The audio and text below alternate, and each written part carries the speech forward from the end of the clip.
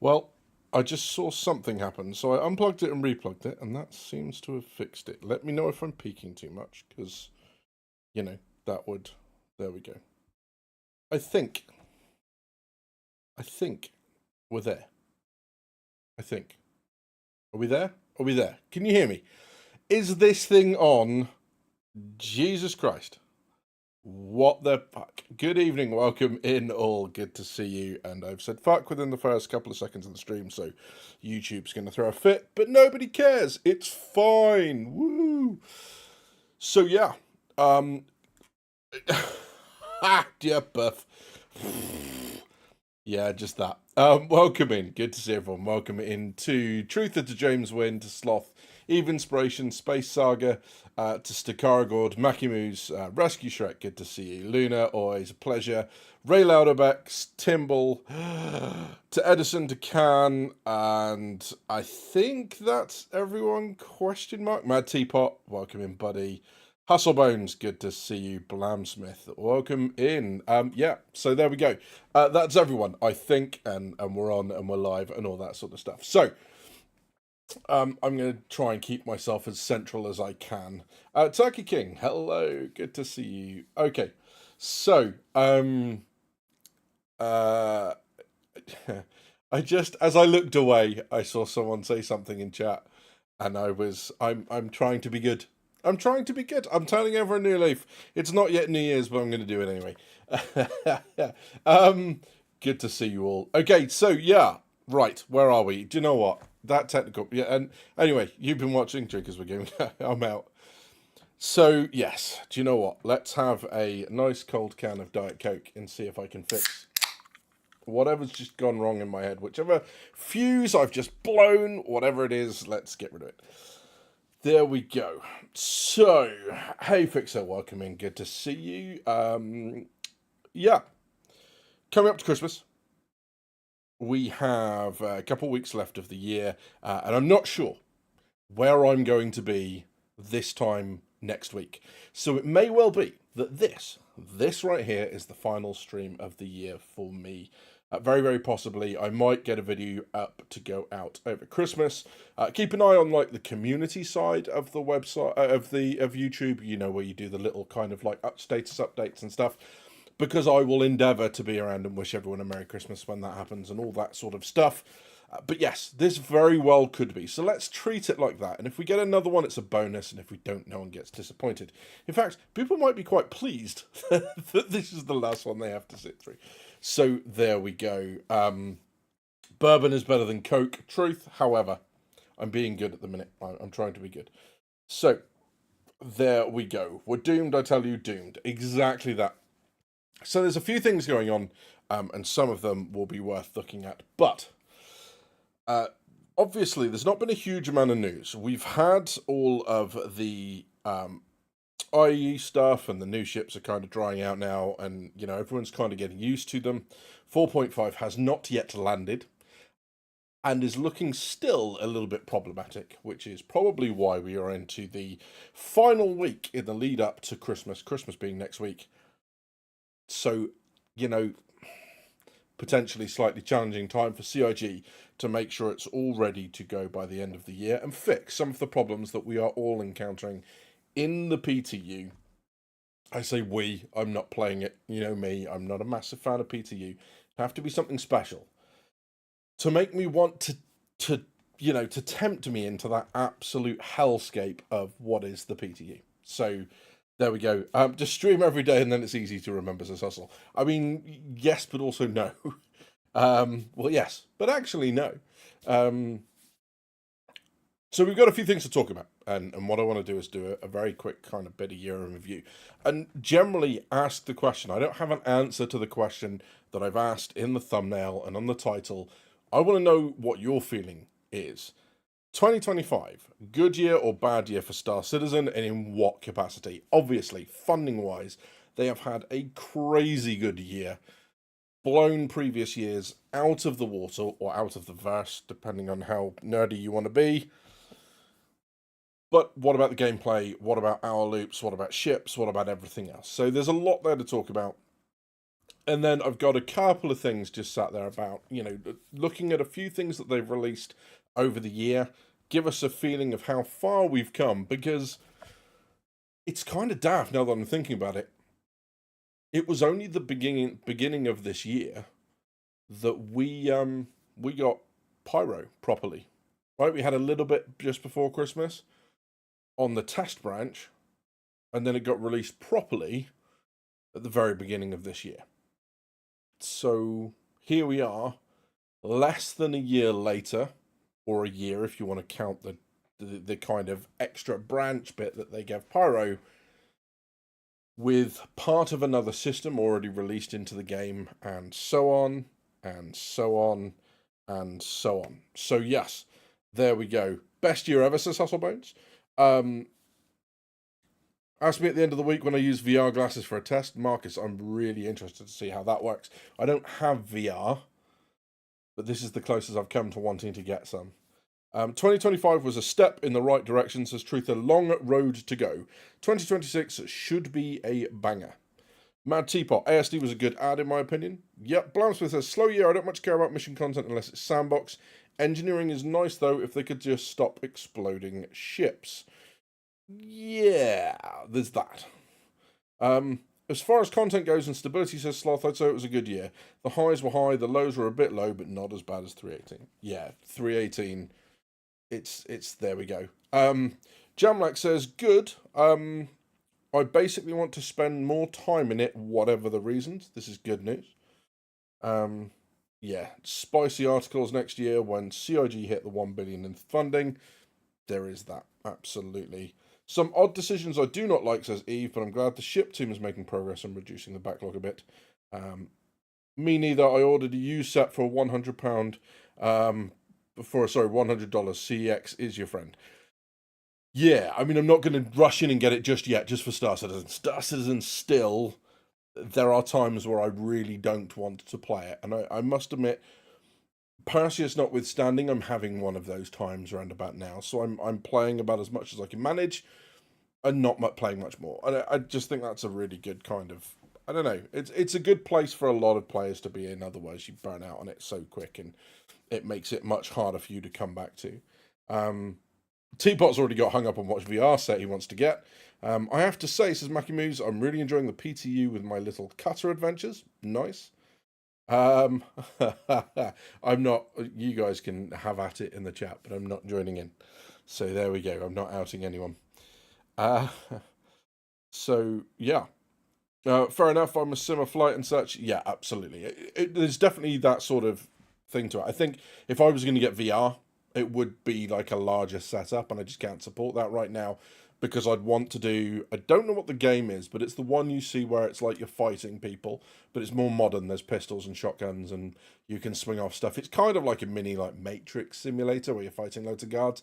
Can't remember what it's called. Looks like loads of fun. I'd also like to do Half-Life Alyx. I think that would be really cool. But yeah, we'll see. Timballs says, good year, finally. A concerted effort to make the game more playable. Great content drops, missions, etc. VR was a bombshell announcement, and I think it's a game changer. So we're going to come on to the VR a little bit later and see exactly what they've said. Because the majority of that announcement was in Spectrum, and we all know gamers don't read. So there we go. I'm far too sweaty for VR, fog them up in 5 seconds flat. Yeah, that's not good. I feel like I might have the same effect on VR, but we'll find out. So yeah, Controlsoft, welcome in. First time in 4.5 years. I enjoyed playing it. Well, I mean that. Jesus, that's one hell of an accolade, right? If you've actually got to the point where you can enjoy it, then that's good news. I know what game you're talking about for VR, says Sloth. Forgot the name note. Yeah, exactly that. Welcome in, Wooter. Good to see you. Rescue Shrek says, having been away for FC from the past year and back in the last month, I've seen so much change. Content, places to go, performance, smooth gameplay, all good, but many friends have given up waiting. Yeah, that's a bit of a shame. That really is a bit of a shame. But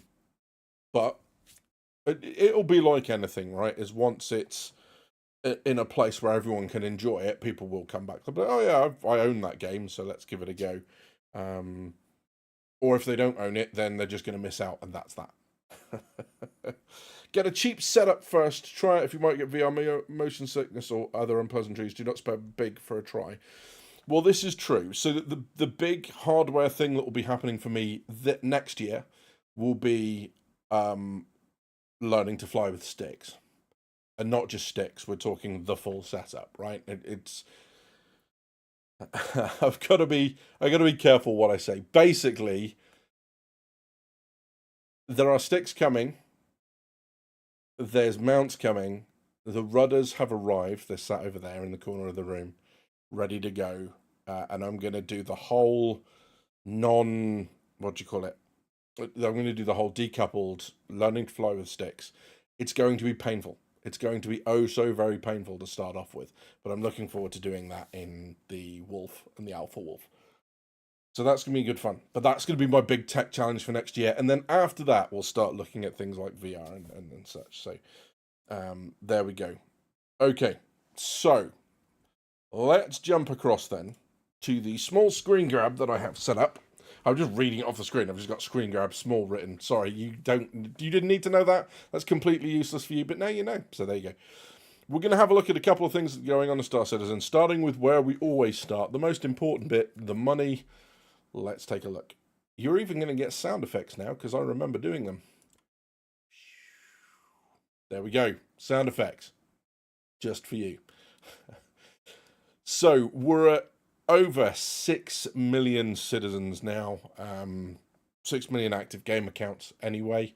Or game accounts. I've got to keep revising that down, because you know people will be like, it doesn't mean individual citizens. No, it doesn't mean they're active. No, it doesn't.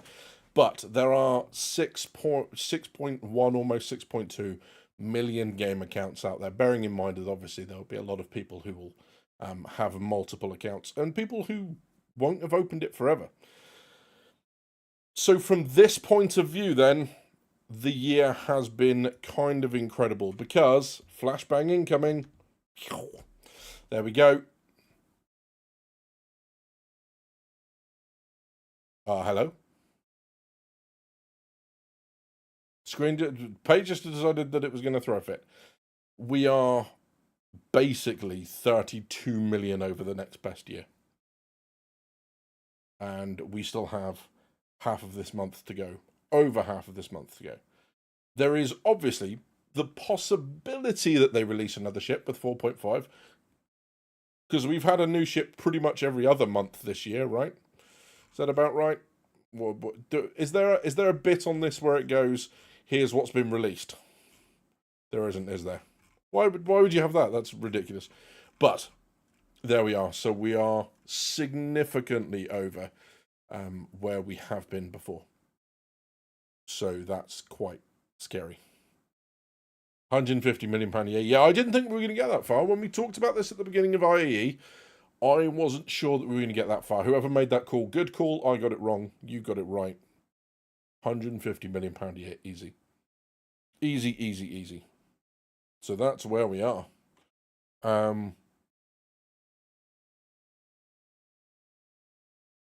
So from a financial standpoint then, a very, very good year.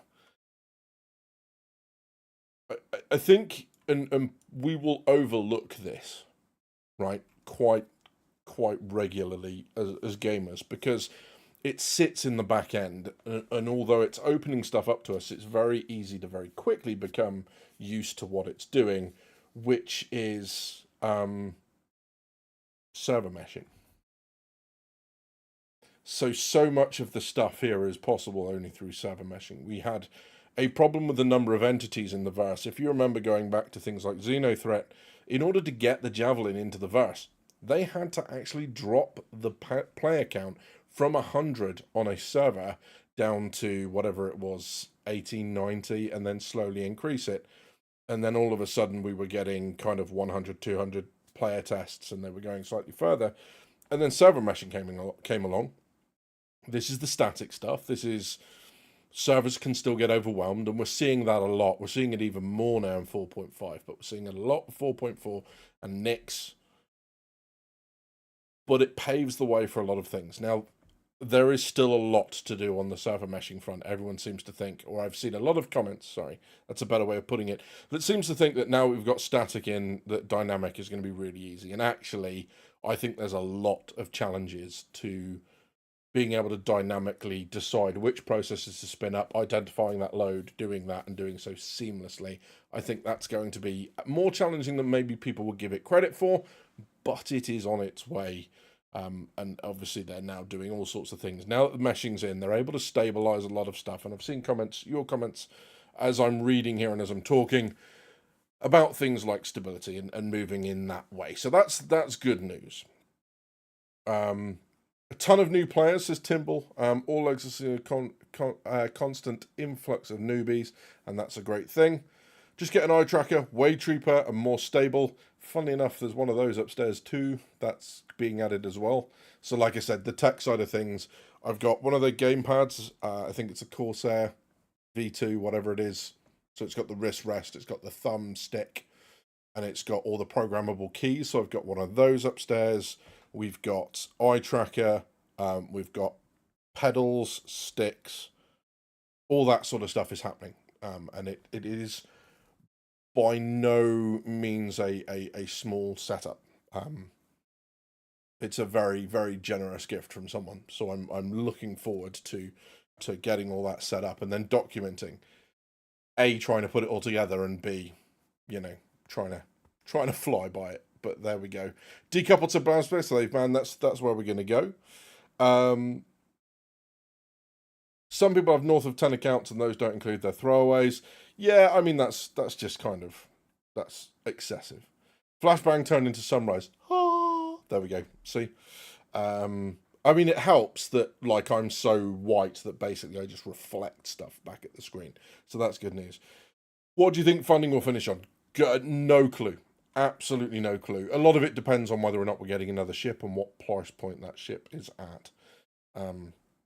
I just have I have no idea. What came out for Pyro? I can't remember. So at the end of the year, it was Polaris and a bunch of other stuff, right? So not quite sure.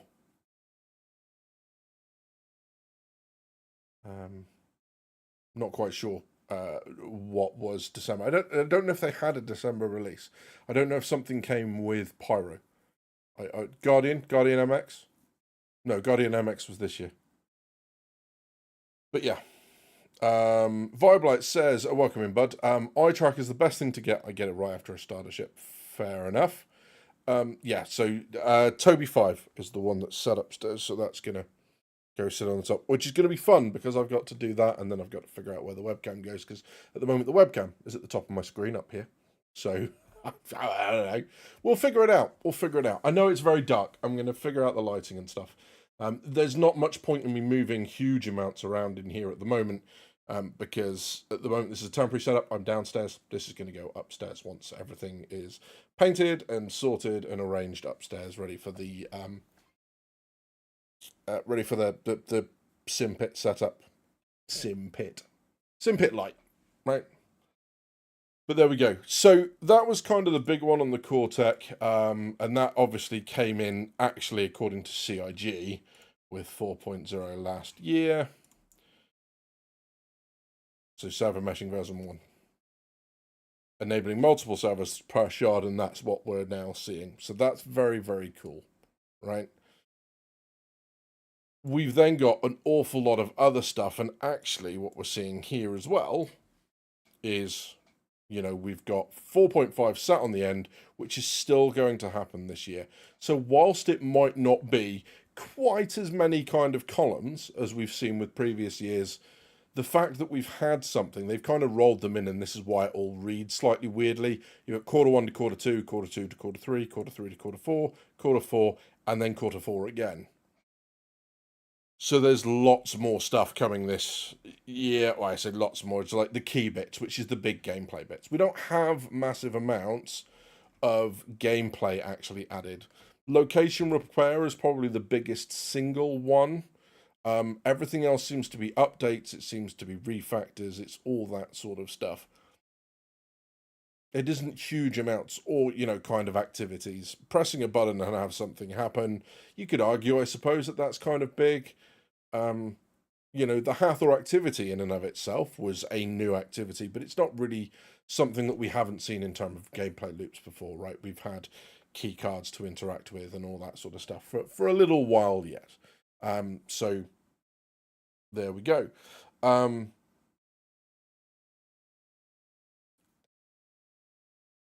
sorry, I'm just catching up with. BMI tracking is surprisingly effective for head eyes. Yeah, VR may also be cool. Yeah, so there's a couple of caveats that go with the VR, but I think we're seeing good things. I think we're hearing good things about the VR stuff. Does it say when Jumptown will be back? It doesn't. Not at the moment. It certainly won't be in terms of 4.5. 4.5, obviously, the big headlines, engineering gameplay, fire hazards, the loot refresh, and that's pretty much it. The dynamic events, I think they'll bring in as and when. The big thing, obviously, for next year will be that certain dynamic events that happened last year, things like Siege of Origin and that sort of stuff, or that we saw the last time we saw it was last year. These things are coming to 2026 Star Citizen in an instanced format. So Siege of Origin becomes more about what it was supposed to be, which is defeating the Ninetales, not getting ganked by players with nothing better to do as you get off the shuttle right at the beginning, which is what some of it seemed to be. So there we go. I want to get a sense of the scale of Star Citizen in VR. Yeah, I mean, I think it'll be really cool to kind of have that ability to just be moving on. You turn your head, look out that window, see your wingman that side, look out that window, see your wingman the other side. That's going to be really cool. And that, I think, for a lot of people, and it's really interesting to read the guy's Spectrum post, which we'll have a look at in a little while, about, kind of, he basically joined CIG to enable VR in Star Citizen, and this has been one of those pet projects he's been working on in the background on top of his day job, which is really kind of cool. So, how big some of the small ships actually are? Yep. Wasn't Siege of Origin supposed to be instanced with his next release? Exactly that. Exactly that. So yeah, there we go.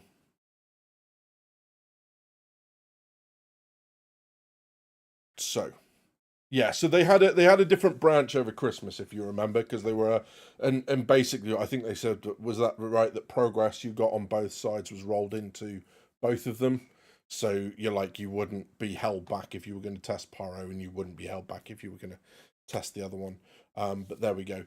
Calico says the same thing happened with Elite. The ships all looked small until you're in VR, and the sidewind of the smaller ship now feels the kind of F-18 size that it really is. Absolutely. Onatiki, hello, buddy. When is 2042? You mean Squadron 42? Has the exact date been announced? Do you think there will be a delay? So we'll have a look at Squadron 42 in a little while. There are some interesting things to consider here, and there was a bit of a discussion in our Discord, which, by the way, links in the description below. We'll have a look at that in a little while. I think for me, the biggest single change that came in through 2026 was the quality of the missions. We got Hathor as this kind of really enjoyable sandbox experience. You got to go down, you could just get into the loot areas, so the 3 red keycard areas if you want. I mean, you didn't even have to do that. You could just go around and kill stuff. But then there were the blue areas that had some more loot, and they had a lot of stuff that was then useful for Wicklow, although we didn't know it at the time. You then got kind of into the red keycard areas, and you were getting some of the kit, and it was God, I can't remember the name now, the heavy armor that was only at that point only available within Hathor itself. And then you had the space station and the fights that would happen around that, or the orbital laser platform. And then you had the go down and mining. And obviously, for those that didn't like PvP, or wanted to avoid PvP, it was really cool because you had that heightened threat of people coming in. We even got to the point where we were bringing ships down 40k outside of 40 kilometers outside of Hathor, and then we were using jet bikes and stuff, pulses, dragonflies, whatever, to get into those areas so that our ships wouldn't be destroyed by landing them right there. So if someone came in and wanted to destroy ships, they'd have to fly in a specific area to find our ships. That sort of stuff was really good fun. And then we had Stormbreaker. And while Stormbreaker still kind of had the same problem as Origin does, it was also a little bit harder to pull off the camping of the shuttle than Origin was, because you had constant respawns. The Copion would respawn, the bad guys would respawn when the servers were working well, and you would often get into gunfights outside with NPCs, which obviously alerted people as they pulled up in the shuttle that was an ambush waiting for them, and, you know, you weren't able to ambush as effectively as you wanted. Data centers, lots of fun to do there with a mission. You could go in and run and grab the keycards by yourself, and then, simply put, my favorite addition to the Star Citizen universe, hands down, the Onyx facilities. Turns out Star Citizen's a horror game. Who knew? The going around, the hearing the Copion on the floors below you, the trying to figure out as you went down and you know, which ways to go, how to get out again, not wanting to get trapped, having the two factions fight each other in there, and then you becoming the third faction. A lot of that was really, really good fun. And then the site, Bravo, the Yormandi cave, all that sort of good stuff really just fleshed out ASD to be one of the locations that, you know, one of my favorite locations in the game, simply put. And the fact that there are so many of them on so many moons, meaning that you don't have to, you know, kind of deal with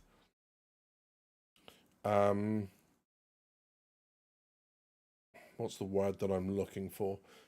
You know, you don't, it doesn't become, there is the odd threat of PvP. I think most people who've run ASD regularly have stories about encountering other players in there. Some of them very hostile, some of them great. I mean, I remember getting shot up by some people and, you know, not even. There we go. We can just have a little bit of music in the background. How's that? You know, and them realizing that you're a player and then stop firing and then being healed by them, and then other people trying to ambush you in there successfully or unsuccessfully. That's all really good fun. See, there's always the threat of it, which is a good thing, I think. It just builds that extra layer of, you know, awareness and challenge to these locations. But the physics puzzles, all that sort of stuff in there was really, really good fun. And actually, there was nothing more horrifying for me. The first couple of times I ran research going out to the gravity lab, and you could hear the Copion moving around and growling, and that was kind of really freaky. But I loved it. I thought that was really good. Antium armor, thank you, Sloth. So there we go. Only 3 things excite me for next year, says Wooter. The Drake Ironclads, the new Planet Tech in Nyx, and hopefully more stability patches. Very, very possibly, yeah. I'm sure now the stability will continue, but that will link into the Squadron 42 stuff that I'm going to ask for, answer for Onoteki, or Tiki. I'm sorry, mate, if I'm butchering that. If you're still here, we will get to that question, I promise. I've lined up the tabs in a certain way, so we'll go through this and then we'll talk about the rest of it. And then adding the other locations, we obviously got Nyx thrown in, which is kind of crazy. That was not expected. There is still needs to be, and hopefully, if he's still around, I won't have disappointed him, but there still needs to be the socketing. I haven't forgotten. I did say that I would eat something I shouldn't if Nyx was in the patch. And whilst I'm not entirely sure, I meant a partial Nyx, I meant a full one. I got it wrong. It was Widget, wasn't it? So yes, it will happen. It will happen, I promise. So there we go. The socketing is still going to happen. Maybe, you know, I'll find a cookie stocking filler that looks like a sock or something, and then I'll eat that. So there we go. All good, of course, but I really hated this year was supply or die, where everyone was stuck on the screen to buy commodities. As backers since 2012, I think CIG is, regardless of the criticism, show they can and want to develop the game. Exactly that. So yeah, so what I think was quite interesting about the whole supply or die stuff is they did the event where you could go and buy the commodities, and it created huge queues at the kiosks. So then they stopped you being able to do that, and they stopped trading those things, and then it created huge queues at the freight elevators. And I think they're beginning to realize, as are we all, I'm not saying that they didn't know when everyone else did, but just how hard a physicalized universe is, how many people you need to be able to access these things. I mean, if Star Citizen gains the popularity that it is, they are absolutely going to need dynamic server meshing to spin off key functions like freight elevators, kiosks, and all that sort of good stuff, whilst managing supply and demand. Because, of course, with Quanta and all that sort of good stuff, the whole idea of a dynamic economy where it is entirely possible that shops run out of stock and all that sort of stuff, they have some real challenges ahead. However, they've coped really well with some stuff, and I have faith that they're going to get some of this stuff right. I think we all should. Otherwise, the question is, what are we really doing here? Feedback, criticism, as long as it's in a positive way, 100%. This stuff is all really, really good. But yeah, I think a little bit of faith, and as Marcus is saying, we've absolutely got to bear in mind that they are developing the game, and they're going to take time, and sometimes these things are going to frustrate us. So there we go. Solution is simple, says Eve Inspiration. Having things you buy being delivered to the player's hangar, which is private and instanced. Yeah, possibly. The question is, what do you do with locations that don't have hangars and that? Because again, it's kind of not the vision that they're building towards. This idea that you buy something on a location and your closest hangar is 5 jumps away, so it just gets delivered there. I see where you're going with that. I just don't think it's that vision. So there we go. Hustlebone says, real talk, the most promising part was not the specific stability, performance, or content, but the fact they proved they can do these things after all these years of making the tools. Yes. And, I find Nyx a little bit worrying, because there are so many problems with it still. It's crashing a lot. And I know it's only in PTU and it hasn't gone to live. We don't see from previous experience, it's almost like the deal is done when a patch gets to PTU. I don't generally feel like there's a huge leap, although that is just a feeling because, like I said before, I don't play a lot of PTU. But there is this kind of sense that it goes to PTU and actually there are only small things, kind of the most broken things that tend to get fixed in PTU, if that. So, yeah. So there's that stuff. Right, so on that note then, there's a couple of things here that's probably worth looking at. So, we've had, for gameplay this year, we've had the engineering, the physics puzzles, and fire added. Yeah, or we will have by the end of the year. So these are only really the key gameplay loops that have been added. The physics puzzles, what I'm talking about there, are things like the basically in the ASD facilities, it's the solving the pipe work to go through the first section. It's adding the plasma power canisters to the second section. It's the big laser that fires into the anomaly for the third section. Those kind of areas within engineering, a lot of that is very physics based, and that's kind of cool, right? And yes, it's very basic as far as other games go, but to see it working within Star Citizen and to see, them kind of giving you this, situations to work through and puzzles to go on with, that's kind of cool. That's really good fun. So there's that. And then the locations, and this is really kind of cool because there's a lot on this screen. We've got Hathor, we've got the Wicklow, the Emporium itself, right, as a location. We've got the ASD Research, the ASD Data Center, Onyx Sites, Nyx Levski, and the Nyx Logistics Centers. And that's just so far, and then obviously Nyx will be added to. And yes, sure, they've got new skins on the asteroids and that sort of stuff, so there is the kind of big asteroid belt as well, whose name escapes me right now. But we've got asteroid belts anyway, and I don't think, if they added 12 different asteroid belts to different locations in the game, and they turn around and said, we've added 12 new locations, we go, no, you added one 12 times. Sure, you reskinned the asteroids. So that's actually really kind of nice, though, outside of that we've had all of this added throughout the year. When you consider how stale, like, the underground facilities and the distribution centres, which still aren't being used massively in game at all. I think there's a couple of missions that you get to go there, and that's about it. This sort of stuff has been really, really good fun. Lag ski, says Hustlebones. Yeah. Yeah, lots of people talking about Levski basically becoming a slideshow. Exactly that. Unfortunately. So, yeah. So that's this stuff. So, what I also wanted to look at very, very quickly was the ships that they added this year. So this is quarter one into quarter two. So it's not quite quarter one, it's not quite quarter two. So the dates might be a little bit movable. This is just according to their columns that we had. But beginning of the year, we had Asgard, Starlance Attack, Guardian MX, MTC, Atlas Geo, Golem, and the Idris. Might not be the Idris P. I just grabbed the first Idris that I clicked. So sorry. There we go. But Idris, right? Quarter two, we had the two I keep calling them ICTs. They're not. They're IT keys. So the Atlas IT keys, the Meteor and Prowler utility.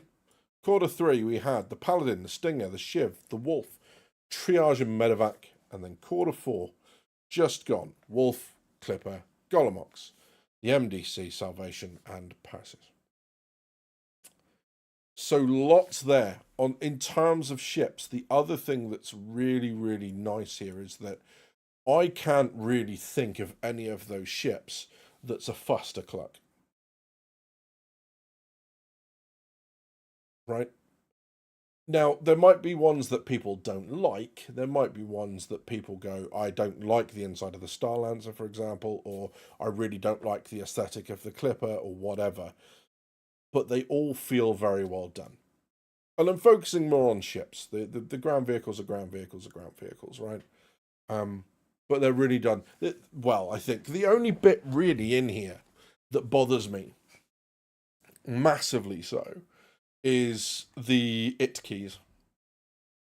What I'm really hoping is that the IT keys are just a placeholder. They were a fun to have at this point in time, and that they are not replacing the intent for the Titan suits further on down the line. Because I want the Titan suits. There are so many cool options. Getting into them and having it close up around you and all that sort of stuff. I really hope that they're not going to be like, those are your Titan suits, so there you go. They feel very kind of cheap. Basically, someone strapped a gun to a power loader. They could do better. But outside of that, a really, really good year for ships. The Idris obviously being an absolute surprise when that came. That was at Fleet Week, right? So that was quarter one into quarter two. So that's more quarter two than quarter one. But the Idris being a big surprise, and that was really, really cool that arrived. The slight disappointment around the Medevac in that it's not getting its drones, and that doesn't look like it's going to change unless they change the intent for drones from here on out. And then ships like the Clipper, the incredible aesthetics and cockpit of the Wolf and Alpha Wolf, the Paladin being quite a powerhouse that people seem to really like, the Prowler utility, Asgard, all of these ships. There are a lot of ships in here that are really, really good fun. And then, of course, there is no way that I could sit here and talk about ships released this year without talking about my baby, the Passes.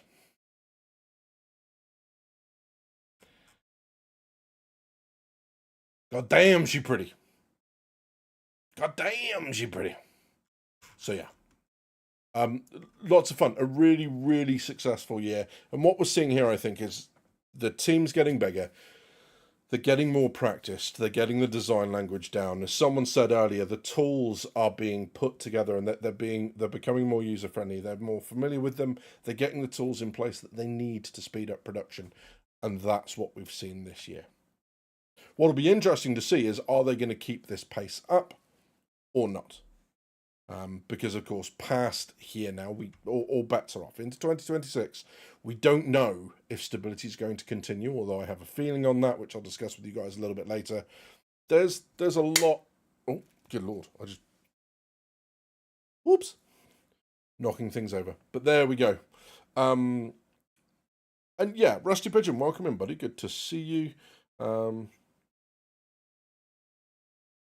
hello. Good. It was a very good year. And then I'm not reading the rest of that because I see what you've written and I'm not talking about that. How very, very dare you. So yeah, distro sensors should have been used in the supply missions. That would make sense, wouldn't it, Teapot? To be actually go in and load those kind of big cargo things up would have been quite good fun, I think. Having them accessible in some sort of way to the hangars would be really cool. It's like, why am I transferring this onto some sort of trolley? Why don't I just rock up to a delivery hangar, the wall move up, and there's all the places to put my supply crates into, and then the wall closes, that moves away, and then a new one is, or even you see it happen, right? Maybe it's a rotating carousel. Maybe that kind of rack, the vertical rack, gets moved away. They could have done so much more with it, and I think maybe that's why they're not relying on them so much, is they've realised that. Yeah, they've kind of gone that way. But there we go. Gib VFG hanger, possibly. James Wynn says, what's better than having a Perseus in your hangar? It's having two Persei in your hangar. Absolutely. They did say next year there will release 27 ships, but I bet a lot of them are Mark IIs, or just like the Wolf variants. Did they say 27 ships? I mean, there's a lot of stuff coming next year. We know the Pioneer is not one of them. We know that there's going to be a fabrication module Grey Cat vehicle, so the MTC, the MDC, and then is it the MFC or the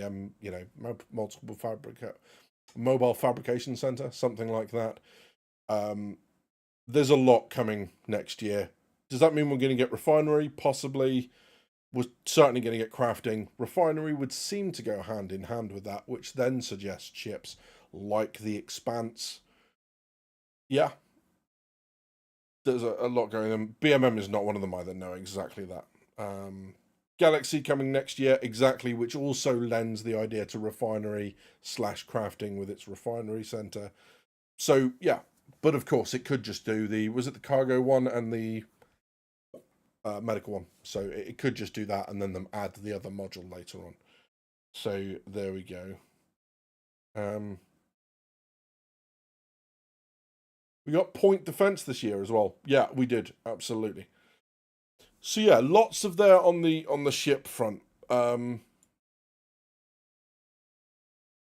think sometimes it's really hard, right? Because right at the end of the year, what seems to have happened with patch 4.5, and it hasn't happened all the way throughout the year, right, is we've exposed bugs in systems. So people were using Freight Elevator for ages, and these bugs always existed. But because there wasn't the weight of them on that there was for the, supply or die, fight for pyro stuff, all of a sudden we stressed them, we revealed these bugs, and they've started to fix them. What I think's been really kind of frustrating about watching 4.5 come through the PTU is that it feels less stable than the other versions. And we had kind of the same with 4.4 as well, right? We've had a lot of server crashes on 4.4 or disconnects or that sort of stuff. I've experienced more crashes in 4.4, I think, than I have in all the other patches this year combined, which is probably why I've stopped playing it just for a little while, just to let things settle down a little bit. So there we go. Vulcan and Crucible. I think the Crucible is going to get a reconcept. I don't know. The repair stuff at the moment seems to be within ship hangars, i.e. a hangar on a ship. Things like the Carrack, the Idris, the Polaris, and it being exactly the same as if you were going to a landing pad or a hangar on a station. So I don't think that's going to be repaired just yet. I think crafting, they've decided that crafting needs to come in before that, just like crafting needs to come in before base building. And that one was obvious, right? They've talked about you needing different materials, and you leave the materials with the drones, and then they take from the crates and the supplies until they can't take anymore, or they've run out of materials, or whatever. So there we go. Del Kenobi, welcome in. No, it's not. Shut your face. We'll see. We'll see. I've kind of broken the money thing with the company that I partnered up with, which we'll talk about in just a little while. But there we go. No way, bro. Believe in the river guy. So yeah, I think look, we're just going to continue getting versions. They're just going to continue iterating on everything well past 1.0. We're just, because they'll figure something else out that they want to add, right? Like lava. They talked about lava, said that it's probably not possible at the moment because they've got to do water much more effectively and then figure out how to do that with temperatures and all that sort of stuff. And, I think they'll come up with some big idea and go, it'll be really cool, let's do that. And it'll come after 1.0. So that stuff's just going to keep going. Do you know what I mean? River Guy's the liver guy. The battle cruiser, I want to see it. Yeah, I don't know.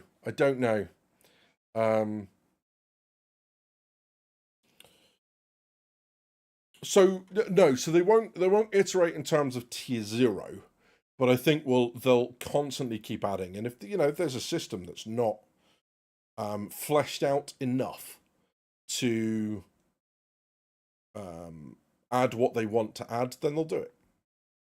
And they'll create some sort of they'll adapt the system for roads, and they'll do this and they'll do that and they'll do the other thing. They're just going to keep adding to it. They've said that this isn't going to be like, and I think they kind of took a shot at Destiny 2.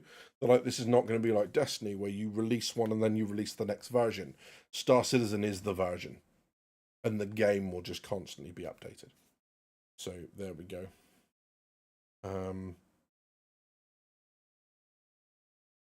So water is so silly. I can get out of my spacecraft spacesuit, but I can't even go in somewhat deeper water without getting killed with the same spacesuit on. Yeah, that.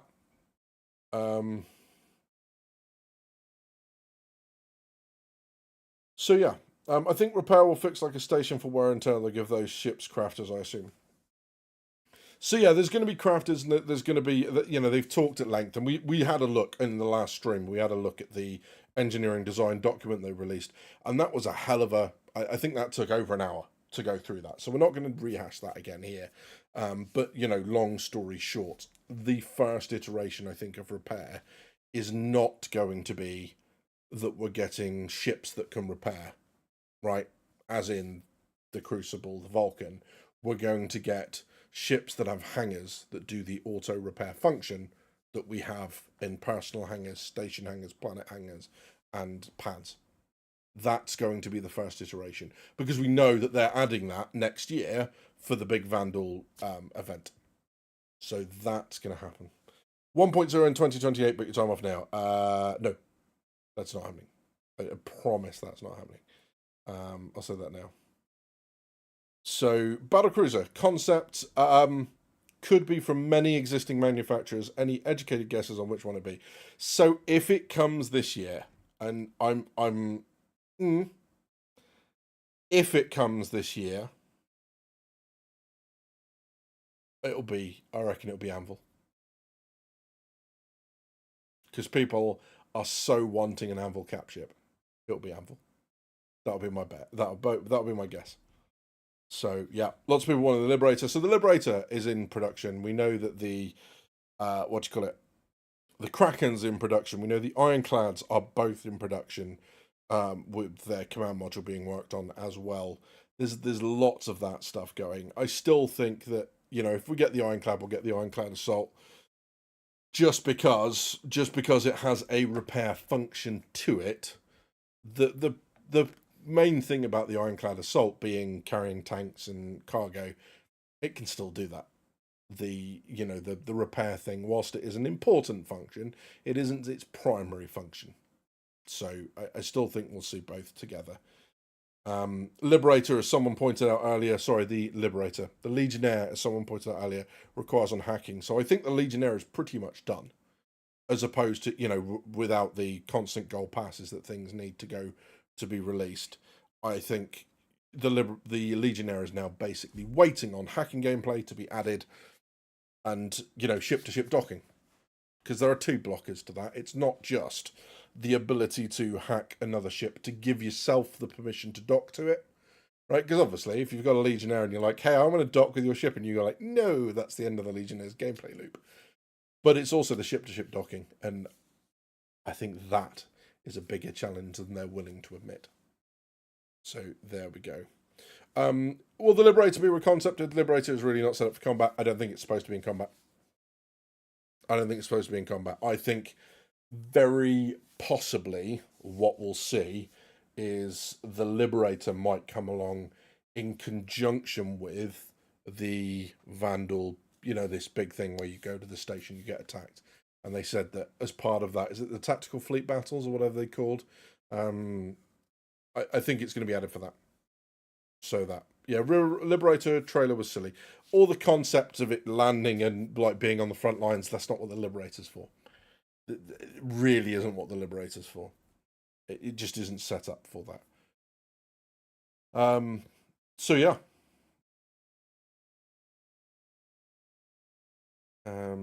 If they're working on Anvil in 2026, then it should be the same manufacturer.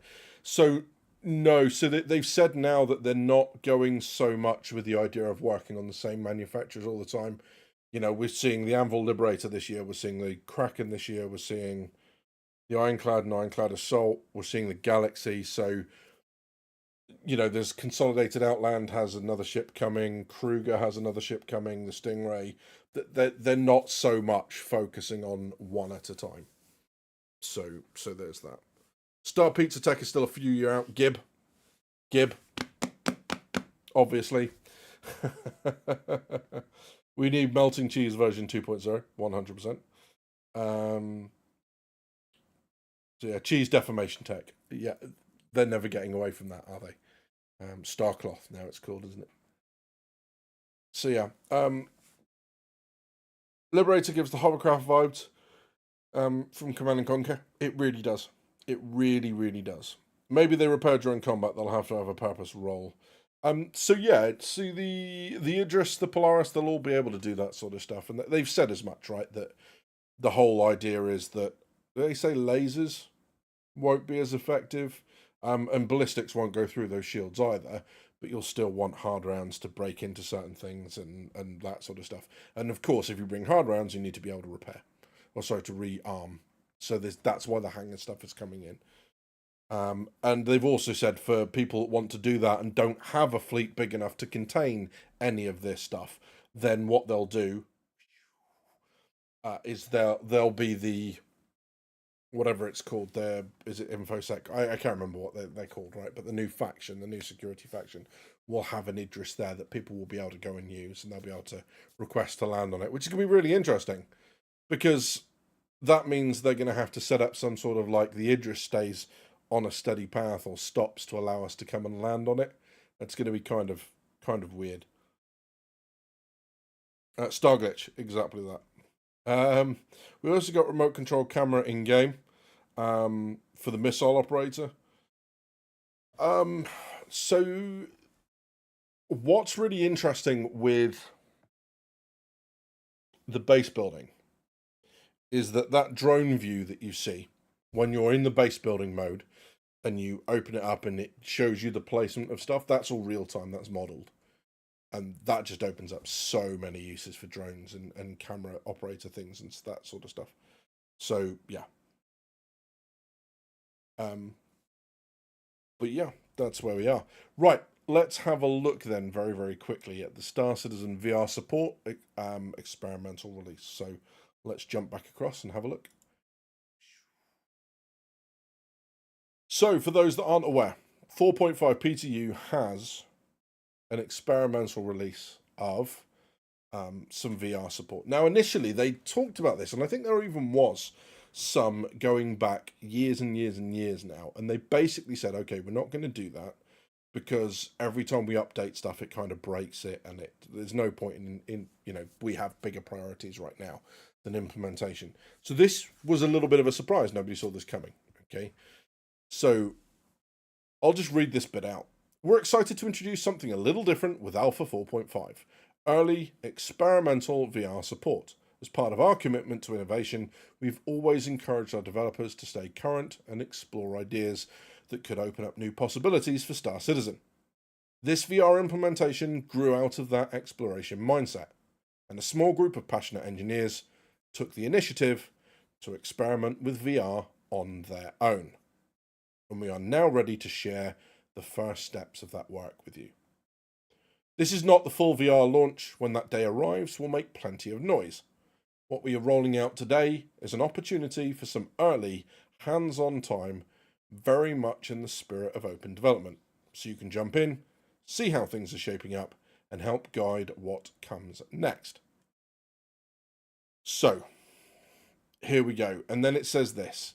Because this feature is highly experimental, not all gameplay or interfaces will behave as expected in VR mode. You should expect issues, missing functionality, or elements that simply do not render or interact correctly. This is normal for something at this stage, and we are looking forward to hearing your first impressions and anything that stands out to you. Okay.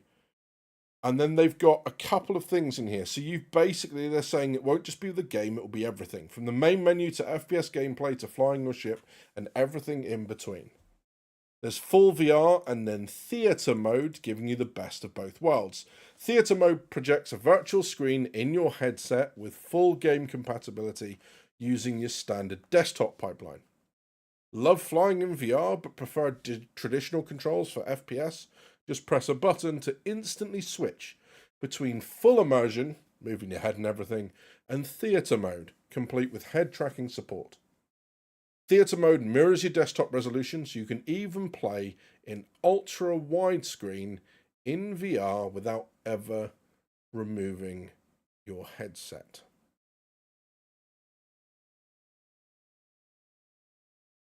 That's pretty fucking cool. I'm not gonna lie. That's pretty cool. Wooter, good to see you, buddy. I'll catch you next year, my friend. Have a very good Christmas. All the best to you and yours. And yeah, we'll see you soon if you're still here. So, lots of stuff in here. And then it goes to the keybinds and exactly what's in here. Okay, and you need to be using the Vulkan render. So it should be the default in 4.5, but just so you are aware. Okay. Excuse me. If a headset is detected, VR options will automatically appear in settings, comms, VoIP, VR, and head tracking section. All you have to do is turn it on there. So that turns it on. Okay, toggle VR on and off, numpad /, toggle theater mode, alt numpad 5, and then recenter your view, numpad 5. Okay, I'm not going to read through the rest of it. Yeah. Holographic displays like ship raiders are disabled. Visor effects like frost and rain are currently disabled. And water interaction effects. So none of that works in the headset at the moment. And then there's a bunch of known issues. Okay. And so on. This is the bit that I found really interesting. So this is from Sylvan, one of the devs. Okay. And I just want to read this out because sometimes it's very, very easy to fall into the trap when we're sat doing what we do, right? Of feeling like they are just a very corporate entity, CIG. And I just want to read this out because it reassures me that the passion and the drive still very much exists at the heart of the company and not just within CR himself, right? This is what Sylvan's had to say to us. I joined CIG in 2018 to make this dream come true. I've poured out my heart and soul into this, and I'm extremely happy and proud to see it finally in your hands. There's nothing quite like seeing our amazing and detailed ships in VR in grasping the grandness and scale of the Star Citizen universe in this way. I've spent lots of time integrating the theatre mode and the dynamic stereo switch. Note, the headset needs to support it, so you can seamlessly swap between VR and desktop anytime without restrictions. I want to see someone building a contraption where you can pull the headset from the ceiling to enter VR and take it off to switch back to desktop. Please share a video and ping me if you accomplish that. Engineers, that's you, boys. Thanks to everyone who helped me in this journey and make this dream come true. Okay. And the man himself, C. Roberts, for giving us all the opportunity to become real space explorers. Note that it won't go away. It'll still be there once 4.5 goes live. This is just the beginning, and there is still lots to do. So hit me with your feedback and suggestions. And what was really nice to see as we go down this way is all the comments are kind of positive. Right?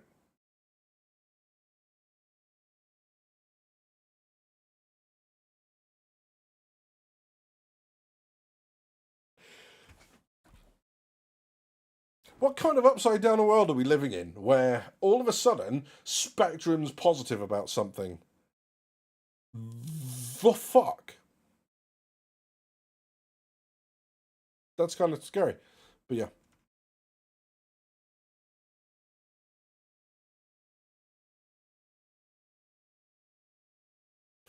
Yeah, it's stuff like this.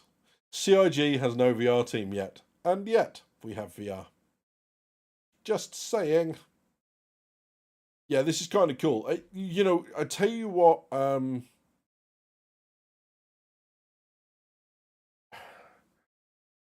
tell you what really can have this off the spectrum, says Eve.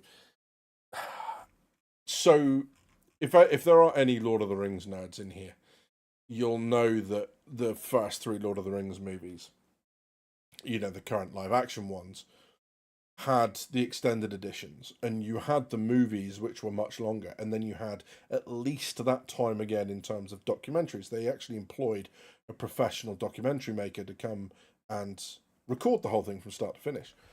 One of the things that was really impressive, that stuck out almost above, aside from Peter Jackson and watching them ride horses through a minefield, that was a thing. An ordnance test site, not a minefield, an ordnance test site. Aside from that sticking out in my head for completely different reasons, you know the bit at the end, right, where the tower inside Mordor starts to collapse and then the eye kind of implodes and blows the tower out. Yeah, and you see all the kind of falling debris get blown all over the place, right? That stuff was done by one guy who went home over the Christmas break. And he modelled that entire sequence because he just wanted it to look awesome. And it's that sort of enthusiasm, passion, drive, want to make something awesome is one of the key reasons why I'm still here in this project. And Sylvan is proving that it's still very much alive and well. This sort of stuff, being able to hear the devs' thoughts and their drive behind it and all that sort of stuff, is something we would hopefully see more of. The problem is, for features that maybe don't work as well or don't deliver what people want, I can see threads like this just devolving into nastiness, right? And them then going, well, I'm not doing that again. And that's kind of the problem, right? Because we know what the rest of Spectrum is like. So, but yeah, that's something really, really cool to see. Everything else. Bar Citizen World Tour 2026. Let's have a look. Let's go, boys. Where are we going? Is this just where they're asking where people want to go? It is, isn't it?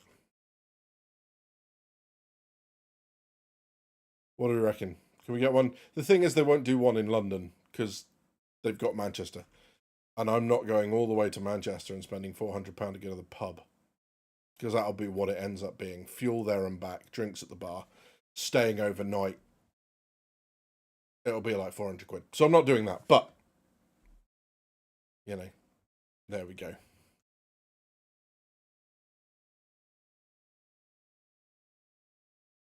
Still on 8700K. Please send help to Susselbones. Yeah, I mean, yeah. I just hope they keep optimizing so Vulkan will work well on mid to low level machines. Right now, it's mostly for high end systems. Yeah, absolutely. And we can only hope that they keep doing that, and I'm sure they will. Right. This is the no, because I just drink from home, Eve. Jesus, like I have beer in the fridge. I'm being good. Christmas is coming. I've done enough damage to myself this year. I don't need to kind of pre-game Christmas. Christmas is going to be bad enough as it is. Spending time with friends, spending time with family. There's going to be a lot of alcohol drunk. Yeah, Christmas is going to be messy as sin. But there we go. A blooming can happen once in a while. Let's just take it and run with it. It's a sloth. Yeah, exactly that. And I've completely forgotten what I was saying. So yeah, this is the beautiful thing about having no publisher hanging over their heads and a seemingly infinite pool of backer money and backers, new and current, willing to throw money at this project, is that one of the things that will be kind of, it's hard to prove this. Get your tinfoil. Has everyone got your tinfoil? Time for tinfoil hats. Time to wear some tinfoil and be ready to go. Look, almost all gaming now, none of it has a finite pool. Even the game companies owned by Microsoft, right? They have strict budgets. They've got to stick to it. Everyone's expecting a return. So what we're seeing is games optimized enough for release. We're seeing things good enough for release.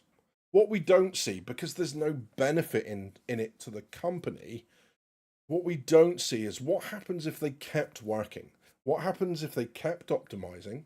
What happens if they keep on sorting the back end tech well past what's good enough for release and push it well beyond that? Because if we are sat here, if we're sat at the computer thinking that what is released with games at any point in history was the best they could possibly be, that they are optimized, they couldn't be optimized any more meaningfully. They couldn't be improved in the back end anything more meaningfully. We are kidding ourselves. They are optimized to the point of release. And then there's no point in pushing it any further. What Star Citizen is trying to do, a lot of people say, a lot of people I think have the fear that, well, hang on a second, with all those ships in one space, if you're talking about, a 700 player server and a lot of ships being in one place, like how are systems going to deal with that? It's in CIG's interest to optimize so much further, to polish the back-end networking so much further and all that sort of stuff. They have enough challenges to overcome with the individual internet connections that people are working on, right? You can't just release a game that will only work on gigabit internet and damn everyone else, because you rule out so much of the player base. So they're going to have to, kind of keep driving and keep optimizing all the graphics stuff, keep optimizing the back end code, because they want to achieve so much more within one game. So what we're going to see is optimization, I think, pushed further than it is in most games, because what works for most games does not work for Star Citizen, because they're trying to show much more on screen. And there we go. Can they make it work on a Steam box? The Steam box are looking like they're just PCs in a small box. So yeah, sure. Minimum viable products as Hustlebones at that. Exactly that. Thing is, though, that PC games are insanely impossible to optimize because yes, you're optimizing not to a specific system. Instead, the optimization becomes number of processes. What resources it uses, being able to, for example, make use of many more cores than most games currently run on. Right, and my understanding, and forgive me if I'm wrong here, but my understanding is that games are very poor at making use of multi-cores because go back a few years, there were still chips that were running on very few cores, right? Older chips. That's not the case now. I very rarely, and again, I might be wrong, but I know that all the chips that I'm looking at to build systems on, even though I aim for like the mid-range, best that reasonable money can buy, not like the top end Founders Edition TI on release day. I go for the mid-range stuff, and the best that sit in that mid bracket, they're all 8 cores or more. So I don't believe that CIG doesn't know what optimization is. They never have. Well, I mean, Horizon, right, Luna? I remember Horizon being a 4 frames per second slideshow. So there's optimization enough for it to be played at the moment, and that's what we're seeing. What we're seeing is CIG play to the same scale as everyone else, right? They're going, well, we could squeeze maybe 10 frames a second more out of Horizon or whatever, but actually there's no point because do we squeeze 10 more frames or do we work on the Vulkan renderer? Do we squeeze 10 more frames or do we go for VR? At the moment, 10 frames, 15 frames, 20 frames a second, whilst it might be great, the other thing is they're sat there going, we've got all these other technical things that are going to come in, visual things like the quantum effects that we still haven't seen, they're not in yet. You need the majority of those things in the game before you can optimize them, right? You can't optimize for something that's not in and you don't know how it works yet. So I get it. We haven't seen much optimization from them, but that doesn't mean that they can't do that, kind of moving forward. So there we go. Recent AMD driver issue, for example, just no way for CIG to anticipate that type shit. Exactly. There are several layers of optimization, each targeting something different. And that's it. And I think this is the thing, is that the fact that this is going to be their game, notwithstanding Squadron 1, 2, 3, as in episode 1, 2, 3 of Squadron 42. There's that. Single track, welcome in, buddy. Good to see you. Sorry, I saw your comment. I didn't realise it was you. Sorry, mate. Good to see you. Yeah, the optimized loads and then drop lag ski. Yeah, Levski is rough. So there's that. I mean, like Luna's got a point, right? The game does not run great, and you don't have to go very far at all to see comments about why am I only getting X number of FPS on my system? I get much more of this in other games, and people go, yeah, look, the game's not optimized. It's very system intensive. People will have wildly different experiences based on the system that they're running, and so on and so on, right? All of that will happen. All of that is part of the experience.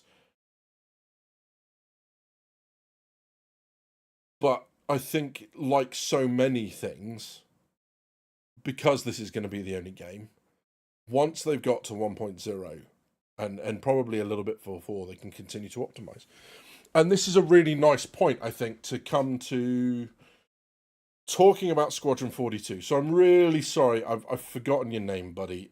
You came in earlier, you had a red symbol next to your name. Is it Honor Tiki? I'm sorry, mate, if I'm butchering that again. Asked about Squadron 42 next year. So here's what I think is going to happen next year. Outside of all the stuff that we know, crafting is coming, the ships that are coming, all that sort of stuff. Optimization, stability and improvements is going to continue. And that is going to continue at least until Squadron 42 comes out. Squadron 42 represents a unique opportunity for Star Citizen that even Episode 2 and Episode 3 does not present, right? Episode 2 and Episode 3 have a conversion chance for players who go, oh, I'm going to buy this game, and then, wait, there's an MMO of this. Okay, cool, I'll give that a go. I enjoyed the single player. Let's see what the multiplayer is like. or the MMO is like. Squadron 42 is the first chance of that. If Squadron 42 gets it wrong, it will forever harm the conversion rates of episode 2 and episode 3. Right?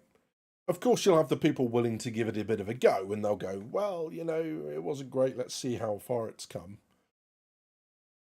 But Squadron 42 is the first release game, is the first commercial release. This is done from CIG. Squadron 42 comes out. People will play that. Hopefully. And if the game demo is anything to go by, people will enjoy it, and then they will look then, wait, there's an MMO, we can go and do this in the verse, I can go and do whatever I want, I can go and do sandbox things, this sounds awesome. Star Citizen still has some way to go between here and there to live up to anything like the promise of Squadron 42. To be able to capture people who go and play that game, and imagine people who don't know about Squadron and Star Citizen, right? They don't know. They've never encountered them. They've vaguely heard it mentioned, that sort of stuff, but they've never gone and looked. All of a sudden, there's a game that comes out with Henry Cavill, Mark Hamill, Mark Strong, Gary Oldman, Gillian Anderson, Andy Serkis, Liam Cunningham, Rona Mitra. I'm just going to keep going with this, right? With all of these people in it. They go and play that, and they really enjoy it. We hope. Right? For the people who just look at Squadron 42 alongside all the other games coming out, hopefully in 2026, and go, yeah, that's a game that I like the look of. And then at the end we go, haha, would you like to muster out into the Star Citizen universe? Yes, I would. The game needs to be in a much better place for that. And you can see that they're starting to do this. So the curated experiences of Stormbreaker, the sandbox activity of Hathor, the instancing of things like the municipal works, the sewers at ArcCorp, what now looks like will first appear in Levski, right, will be the engineering levels in Levski.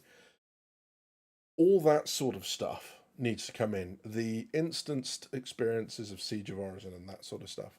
The huge in-game, kind of semi-scripted experience of the next stuff that's going to happen, where you go to a station, you fight through it, and you get what you need, and all of a sudden the Vandal come out of nowhere, start smashing people. That sort of stuff is absolutely the sort of stuff that is going to grip and retain people who play Squadron, whose first experience of a CIG game is Squadron 42. Which brings us on to, and I've just seen the comments in there, is whether or not it's going to come next year. Now, here's what, and I will die on this hill. I know this is going to piss people off, and I'm sorry. I don't do this to piss people off, and I don't do this to rage bait, jabate. I was gonna say masturbate. Fuck it, I'll say it. Masturbate. I don't do this to do any of those things to you guys, right? Just sorry. I just when your brain says something and you end up giggling at yourself. You're like, oh my god, I really am a degenerate. I know this is going to piss people off.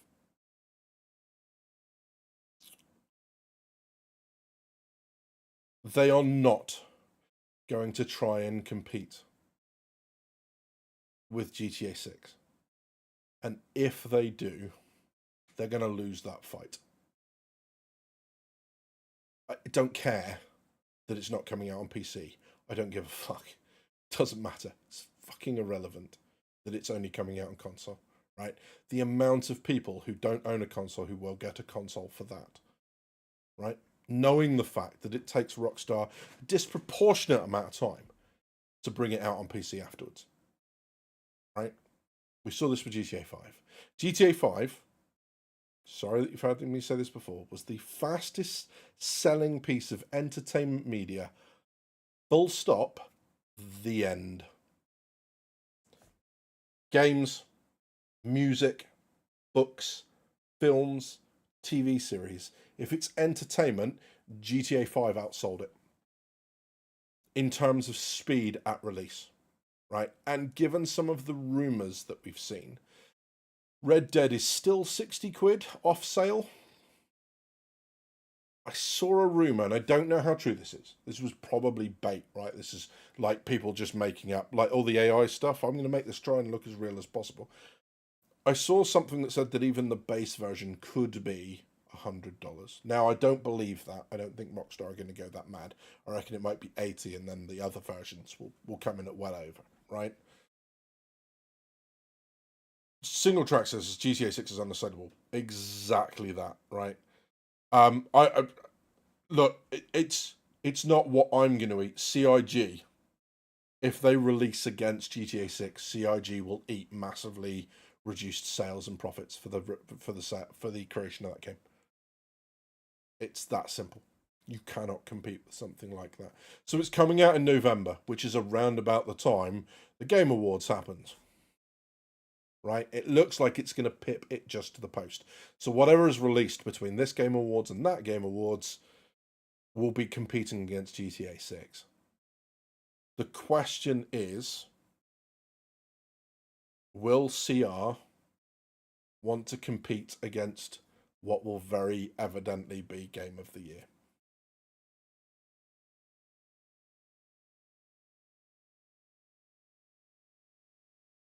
Right?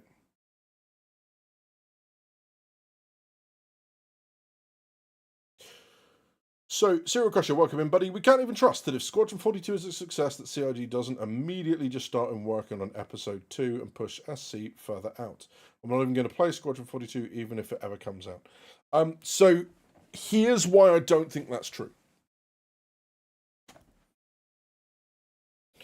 When they sold Squadron 42, it was about $40. If you got it in a combined pack, so you could buy like Star Citizen and then buy the Squadron 42 add-on, which is what I did.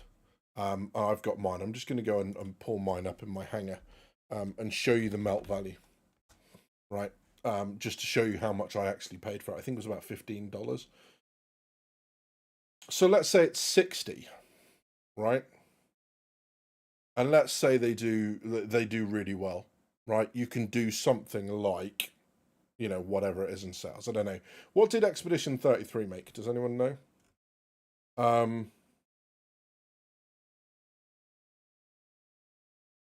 But that sort of stuff, right? This game has made so exchange. So yeah, my Squadron 42 add-on was $15. I've still got it in my hangar because I can gift it. I think a giveaway would be really, really good fun, right? But I'll show you on the screen here. So here's Squadron 42 add-on, which is just the download in the manual. Yeah, it was added on to my original pledge back in December 2017.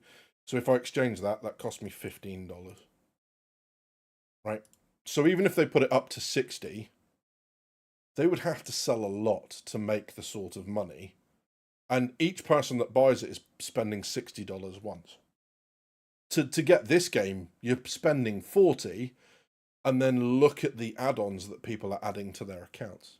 I think even commercially, it doesn't make a huge amount of sense for them to kind of compete with try and complete the Star Citizen. So there we go. Is that just chapter 1? That's just chapter 1, Violet. So there we go. Got it from Concierge. There we go. Yeah, exactly that. So, yes. So, of course they're going to make a Squadron, an episode 2 and episode 3. Episode 2 is Behind Enemy Lines, and I can't remember the name of episode 3. So they've got They know what it's going to be, and of course they're going to go make that stuff. I don't disagree with that at all. Black Mage, welcome in, buddy. Good to see you. I read your comment. I didn't see your name.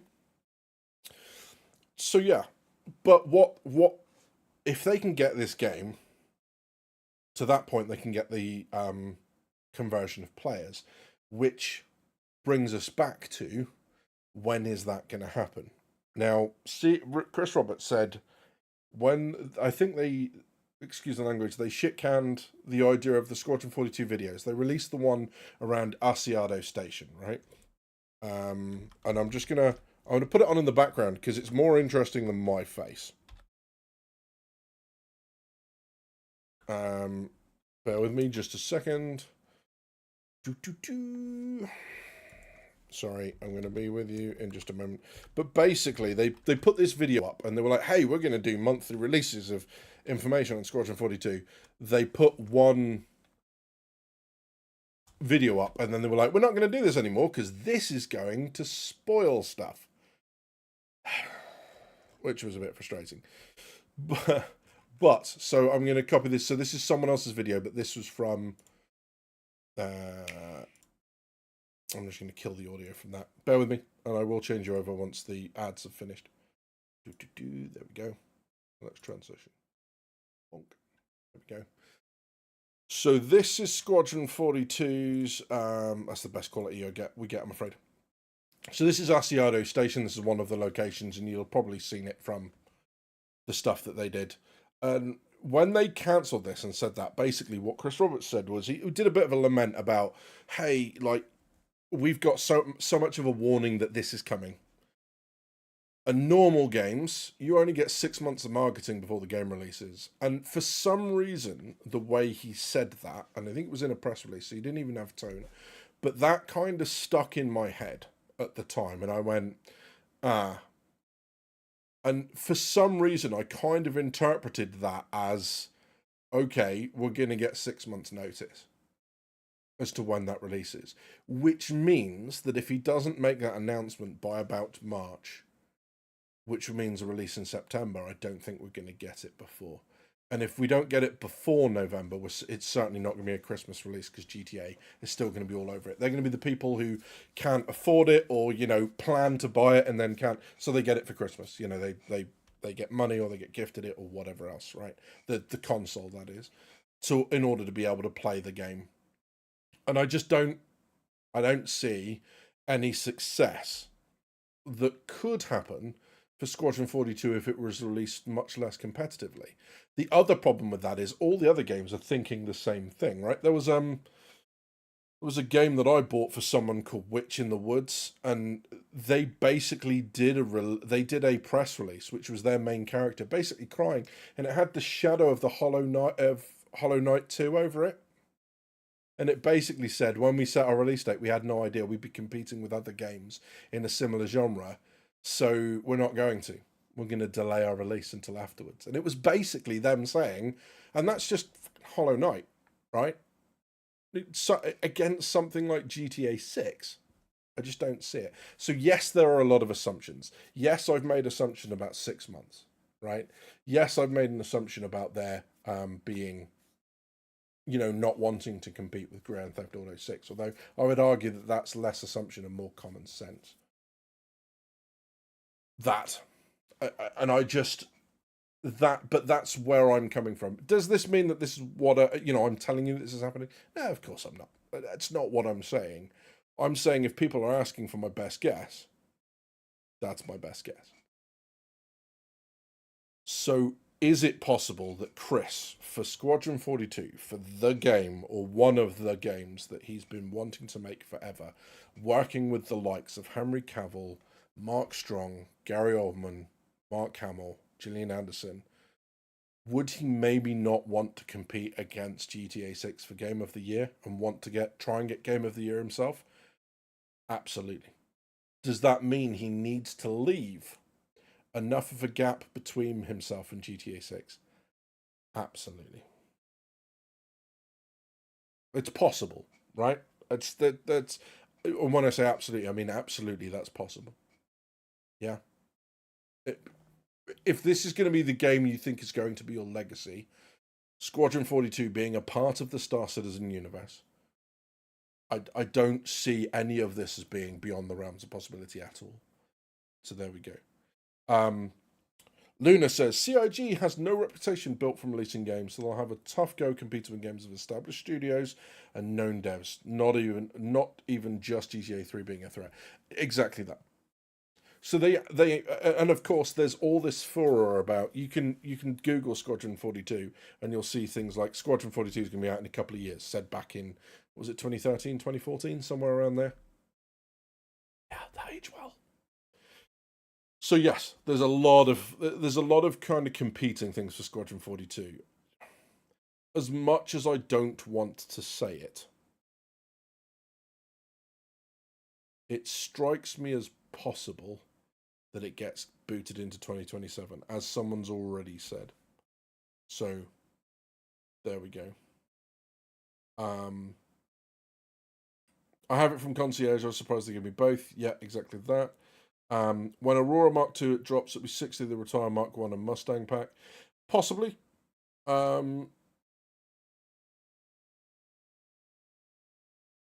the price of the game has stayed the same for a very long time. It was always intended to be full cost, if I recall. Could have changed a dozen times since I had that, though. Yeah, I mean, things aren't immune to stuff like inflation and just general increase in costs. And we all, Jesus, I don't need to tell you guys, the economy is a little bit batshit mental round about now. But I don't know. I would like to see them keep the $40, and that's just from the point of view of, I mean, I've got my game pack, so it's not hopium for myself. I think it makes it far more attainable for other people. Um, and you've only got to look. It's not like they can complain that they're not making the money. One of the reasons they're so able to make the money they do through ship sales and make the 150 mil so far they've made this year and all that sort of good stuff is that game has stayed. If we were seeing constant increases in game packages, I think we'd see a lot less goodwill in terms of buying the other ships. But there we go.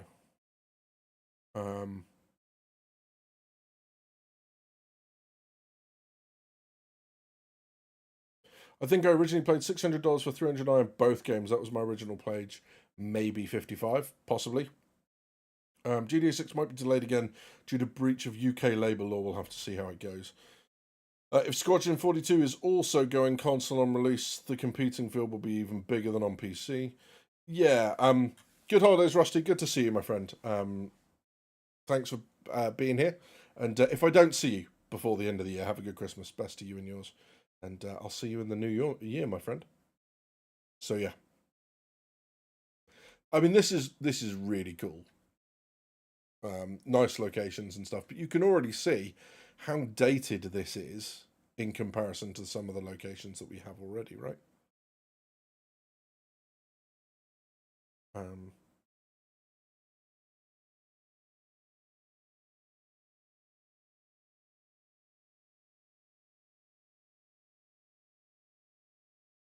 I feel like most new people don't buy the 45 pack though, they get the Keta.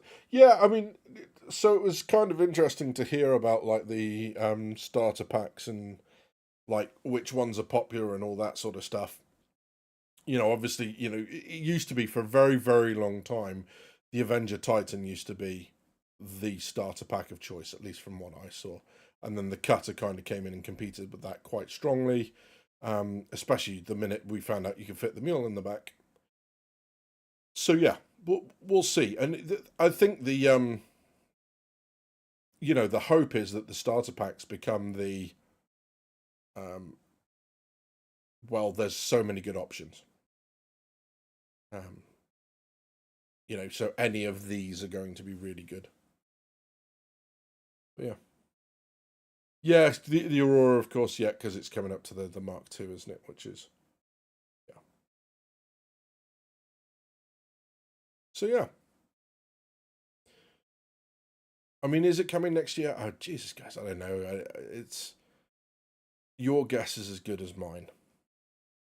Part of me thinks that seeing as they set 2026, they could do themselves some real PR harm by not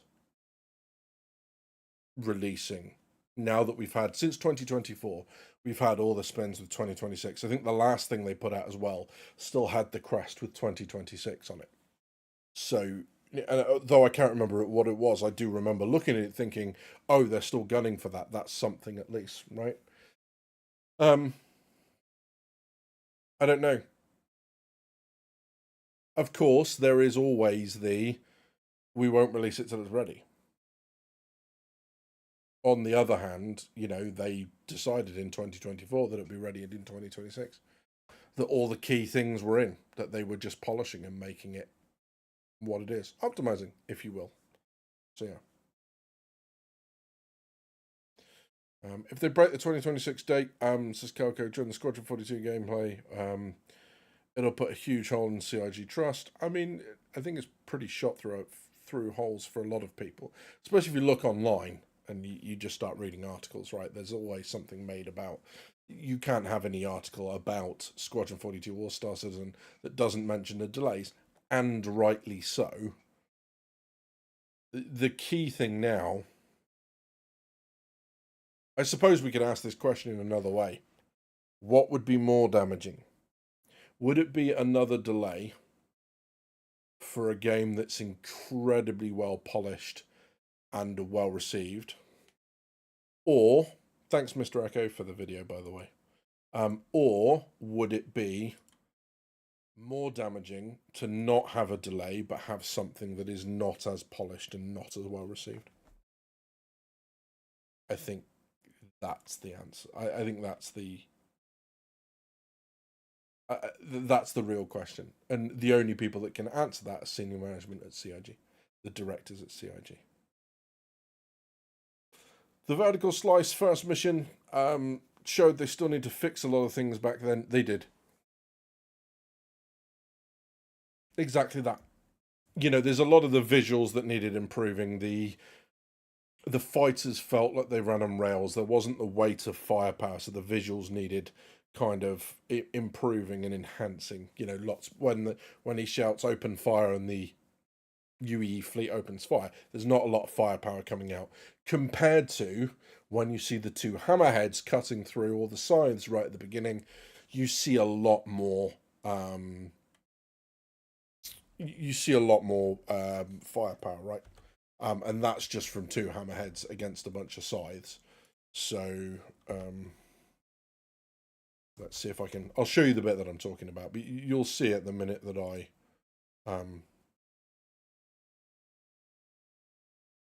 put it on screen. There we go.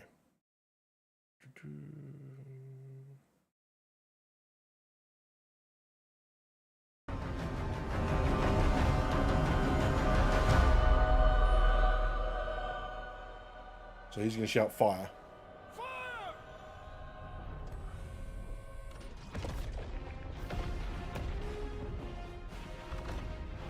You could add a lot more to this, right? There are bits that look quite big, but it doesn't look huge. And then you look at this.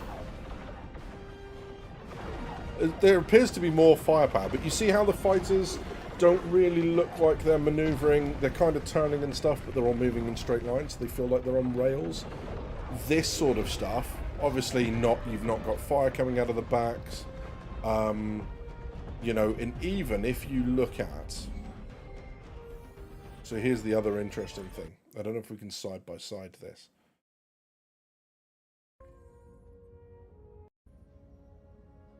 I just wanted to let you know. I'll write as soon as I can. Stay safe.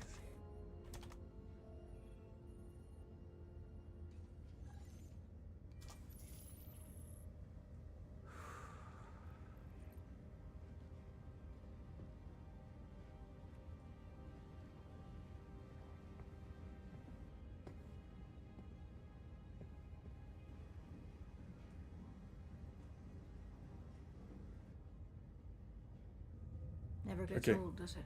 So there's her face. Okay. And then this is the trailer that is now 7 years old. I saw you apply to the flight academy again. There's parts of that from her New face. wingman, sir. This face tech looks better, in my opinion, than this face Sir. tech. It is. I used to do the same thing when I was first coming up. Post up to the flight deck whenever I could to watch the launches. There's more detail on the skin, more that sort of stuff, right? Have you seen the F-8s up close? No, sir. So what I think's happened, because there's been this slight, I don't know, backstep, I guess you could call it, that obviously, as people are saying in chat, there was obviously work to do. There's still things to improve. So, oh, was it not? We can't see it. Screen not shared. Wait, what?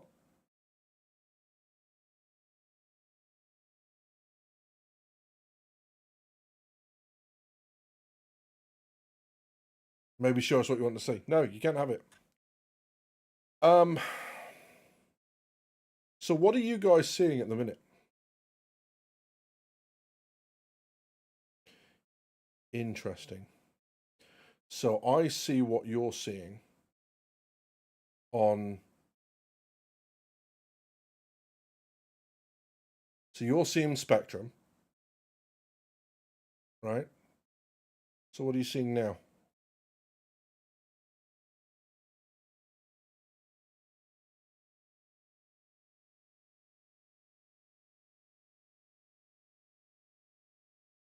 You're seeing the video, right?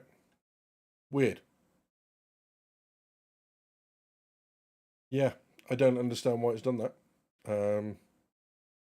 Very bizarre. Okay, so let's go on this. Here we go I saw again. you apply to the flight academy again. You're seeing New this, right? wingman, sir. Or not? The coil. Huh. Those Until scoundrels steam popped cover up. to launch attacks. This is their turf, so moving on. Right. Keep your eyes open. So, yeah. So if you look at this, if you look at the detail on his face, okay, for example, yeah, there's that. Okay. So that is the old trailer. Thing's a beast. Here's the one we saw the other day.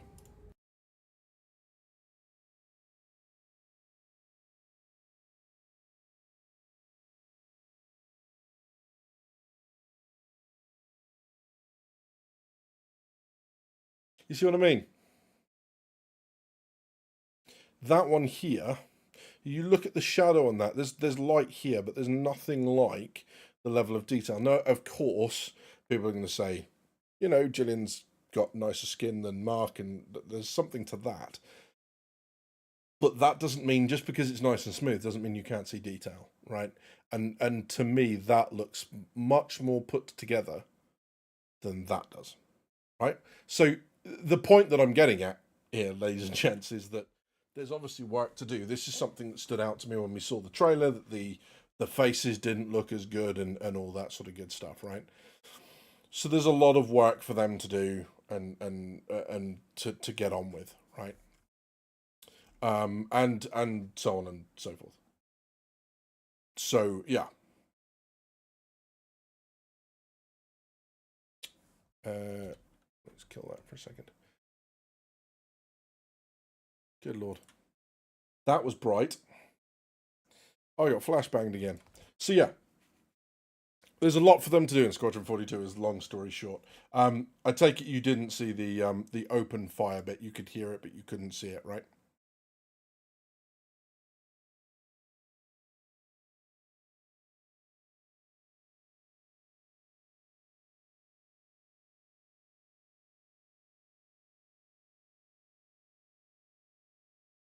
Correct. Okay. Strip safeties from the Goliath. There we go.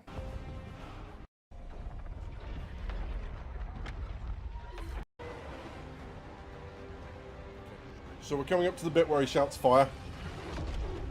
Right. So what you'll see here is you've got the flares from the engines. You'll notice you don't see that in another frame. So there's obviously a lot of polish in that they have to do from this. And part of it is when they open fire, you don't see anywhere near as much of the weight of fire as you do from 2 hammerheads.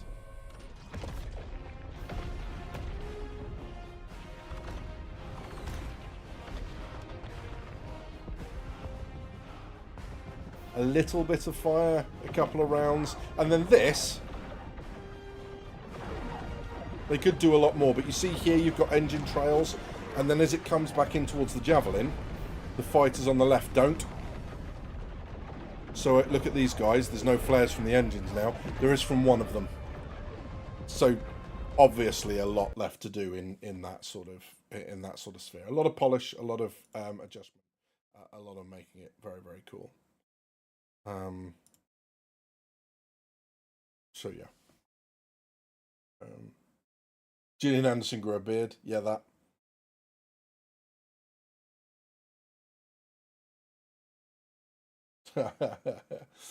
Yeah, so the problem with that is that the 7-year-old mocap stuff, that was the better looking stuff. Which is why I think they were scaling it back when they were doing it, right? You were seeing the work in progress. And they've obviously tried to put, like, you know, new processes and new things in to make the faces look even better, which is why it's taken a step back, why they don't look the same. They don't look equivalent to each other anymore. I might be wrong, but that's going to be my guess. So, yeah, that's where we are with that. Yeah, so 2026 then. Gameplay that we know is coming is crafting. We're going to see the instant stuff that's coming next year. That's going to be exciting too, especially with things like Siege of Orison and then the engineering levels in Levski. If we do get that next year, lots of ships coming. Crazy amount of ships coming to the point of almost 2 a month. And it's not going to work out like that because obviously ILW will get a stack together, IAE will get a stack together, and that's fine. But you know, you're going to see again probably at least once a month, maybe not December, and we'll see with 4.5 whether or not we get a new ship for December. Again, no guess. And given the fact that no details have come out, unless we get a bunch of leaks like from tomorrow, I don't see it happening either. But I think we're going to get 4.5 by the end of the week, because I think a lot of people will be going on their Christmas holiday from the weekend, because otherwise Monday is what, the 22nd? That's too close to Christmas. So yeah, there we go. I really like the old clip of you rescuing the girl from Poldark. The what? I missed a joke there, single track, sorry.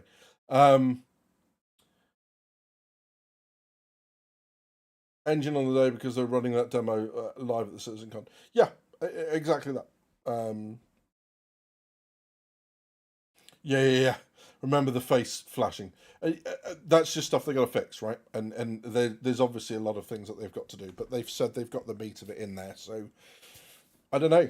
I'm really hoping now that we will get Squadron next year. But I can see that there is a very strong argument for delaying, not direct competing with GTA 6. More time to stabilize and improve Star Citizen, so that people who play Squadron 42 can find a clearer way to port over to Star Citizen, because it's a more polished article that better reflects what drew them into Squadron and better reflects the core concept of Squadron 42. Of Star Citizen.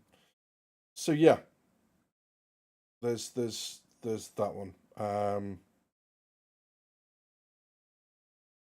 Yeah, so they did the, if you watch the what's it called? If you watch the Twitch VOD, there's the problems. Basically the final parts of it, the bit where McLaren gets taken out by the Vandal. We didn't see that in the first one. It was only when, straight after that, Rich Tyrer went back to CIG offices, played it through again, recorded it all, and that was what got uploaded to YouTube. So by the time that was on YouTube, we'd all been out that evening. We'd had a couple of drinks. We'd had some food. We were back in our hotel rooms, and I messaged everyone and went, "Oh my god, have you seen this? Like McLaren gets killed or gets hurt." So yeah, there we go. So like I say, I hope that it's 2026. I can see that there is a growing, compelling argument for delaying into 2027 for a game that has already had a lot of delays. I think that's potentially less reputational damage than releasing a buggy or incomplete or, poorly functioning game on launch. So the delay might be necessary. I don't know. Or maybe they just go full send and compete with Grand Theft Auto 6. It's not going to stop me playing it, but there we go. Yeah, release the cutscenes. Someone's going to cut it together into a movie, and they'd be right to. So there we go. Yeah. So the Sitcon stream VOD. Yeah, I was in the room hustle with Can and Dell and Edison and a bunch of others. We were all in the room when that happened. Loads of fun. Was not expecting that gameplay demo, but yeah, holy shit, was it good fun. So yeah, that's where I think we are for 2026. 2025 then for me, great for the gameplay and stuff. It's a little bit of a letdown right at the end of the year, just because 4.4 has been quite buggy and unreliable relative to the rest of the year. Not relative to kind of like 318 and that sort of stuff. 4.5 appears buggy, although we'll see what happens when it launches, I'm sure, during the week. And tomorrow, whether we get kind of any official announcement, there will be Insight or This Week in Star Citizen released to the website, and that will tell us what the rest of the week is looking like. It will tell us whether or not we've got, kind of inside the ships, that sort of stuff. But yeah, we'll see. Pilgrim, welcome in, buddy. Good to see you.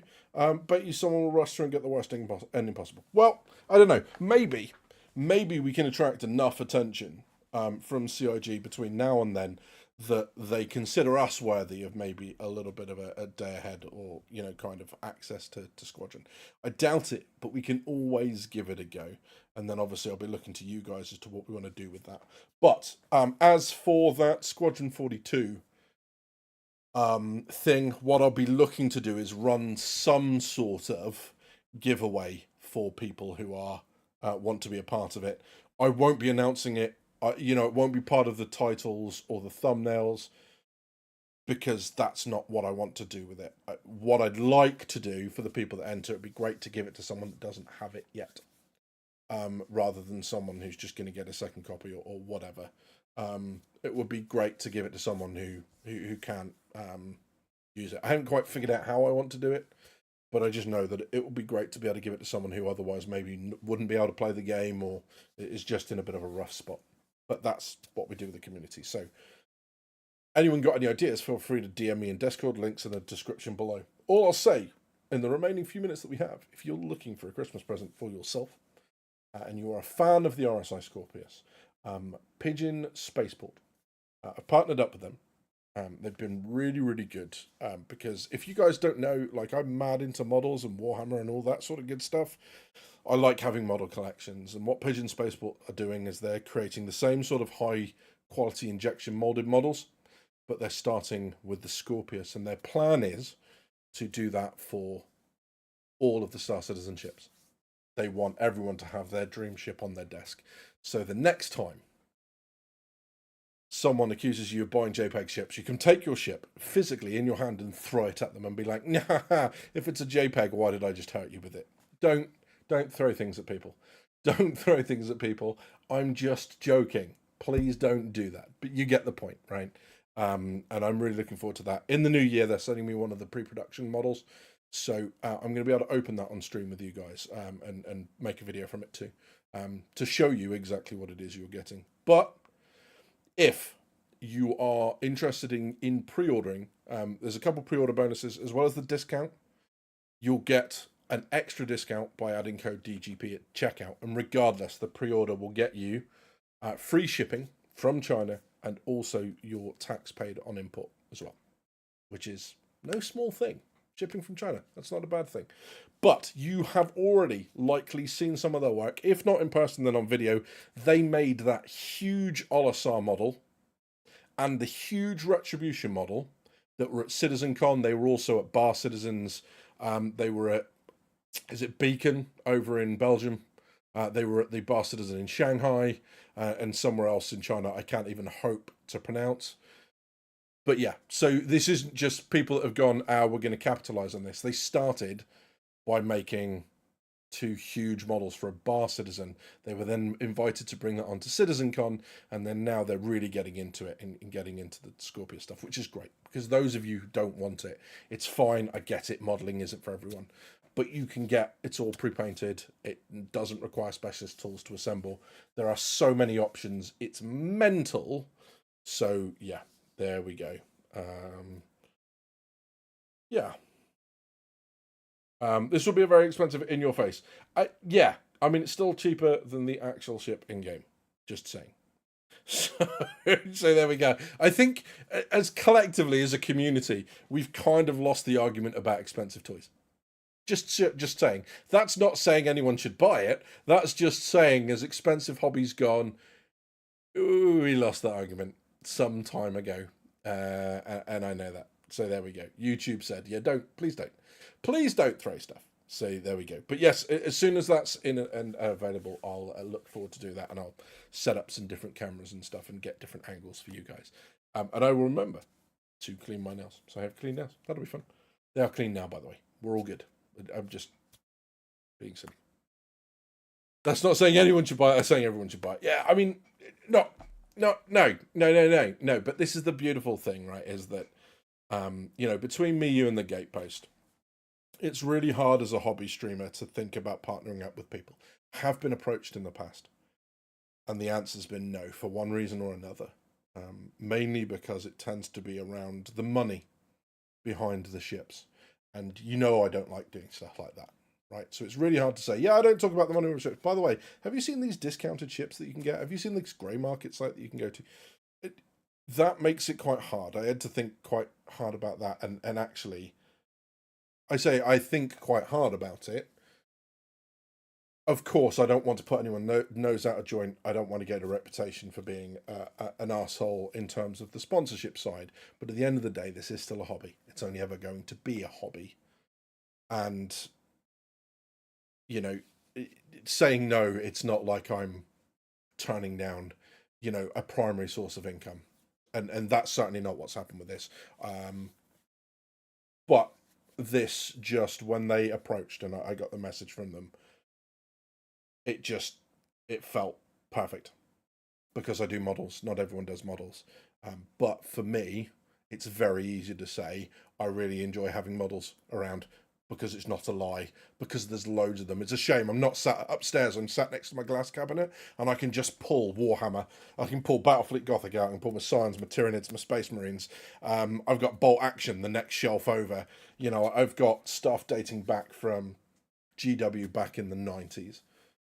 And I never really stopped collecting as a hobby. So it's really easy to say I'm really into models because I am.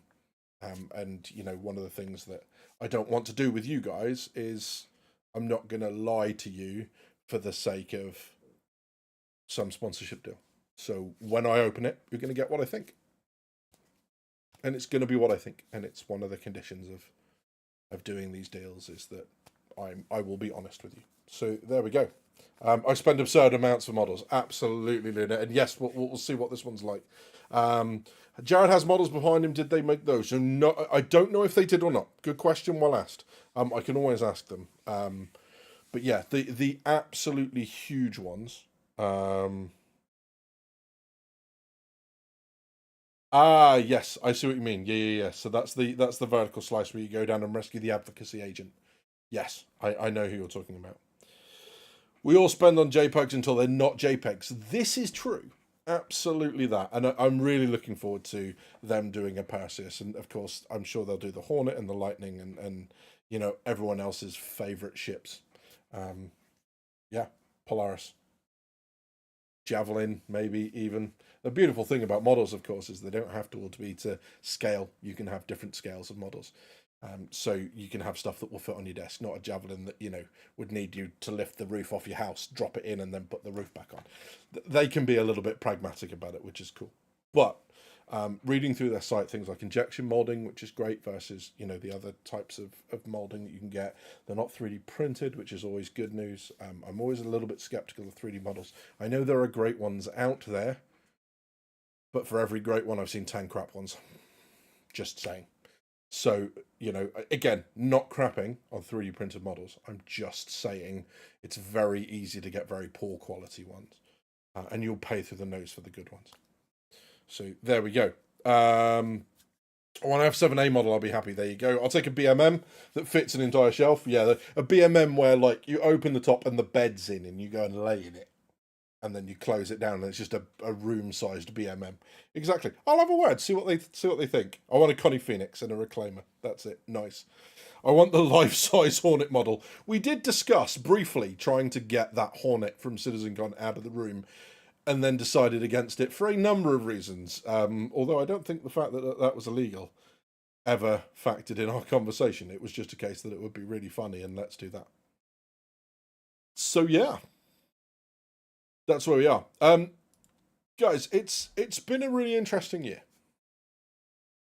Not Squadron 42 and Star Citizen, although that's been interesting too. This, sitting here talking to you guys, has been a really interesting year. All I can say is thank you. I know the videos have dried up a bit. There's a reason for that. If you're really interested in what that is, it's on Discord. I don't like broadcasting things like that. But at the same time, I figured that anyone who was interested enough would see it in the Discord. I will come back to making videos. I've got some things I need to deal with first, and that's going on.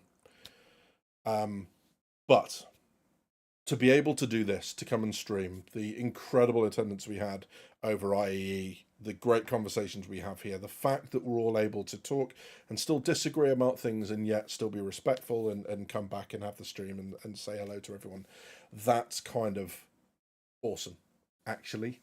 And it's rare in this space. It's far easier with gaming and everything else to tear things down than it is to be openly enthusiastic for something, right? It's just easier to shit on everything, apparently, in this day and age. And that's not what I'm going to do. I'm going to be honest with you. And you know, I've said that from the start, and I'm sure that's part of the reason why some of you are here. But it's been a crazy year. I am now looking forward to going and spending some quality time with family, which means I might not be around next Sunday. So if I am, I'll put some news up. But what I'm going to do now is I'm going to assume that I'm not going to see you again until January. So what I will say is this. Look after your friends, especially the ones who don't have a lot of family at this time of year. Check on in them. Let them know that you're thinking of them. Make sure they're all right. They will appreciate it, I am sure. I hope that you have a wonderful Christmas, or whatever it is you celebrate this time of year, if it's not that. Much love to you guys, to your families. Stay safe. Enjoy yourselves. Chill out.